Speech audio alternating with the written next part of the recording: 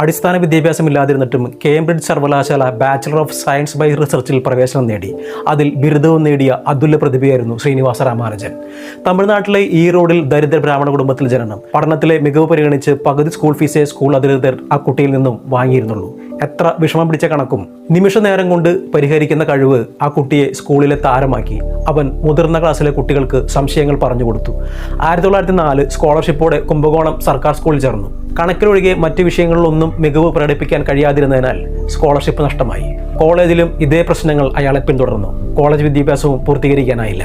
സംശയങ്ങൾ തീർക്കാൻ ആരുമില്ലാതെ തനിച്ചിരുന്ന് പഠനം തുടർന്നു. ജീവിക്കാൻ ജോലി അന്വേഷിച്ച് നടക്കുന്നതിനിടയിലാണ് GS കാർ എന്ന വ്യക്തി എഴുതിയ 6000 സങ്കീർണ ഗണിതങ്ങൾ ഉൾപ്പെടുന്ന ബുക്ക് ശ്രീനിവാസന്റെ ശ്രദ്ധയിൽപ്പെടുന്നതും അദ്ദേഹം അതിനൊക്കെ ഉത്തരം കണ്ടെത്തുന്നതും. ശ്രീനിവാസ രാമാനുജൻ എന്ന ലോകശ്രദ്ധ ആകർഷിച്ച ഇന്ത്യൻ ഗണിതശാസ്ത്രജ്ഞന്റെ ജീവിതത്തിലെ വഴിത്തിരിവുകൾ സംഭവിക്കുന്നത് അവിടെ നിന്നുമാണ്.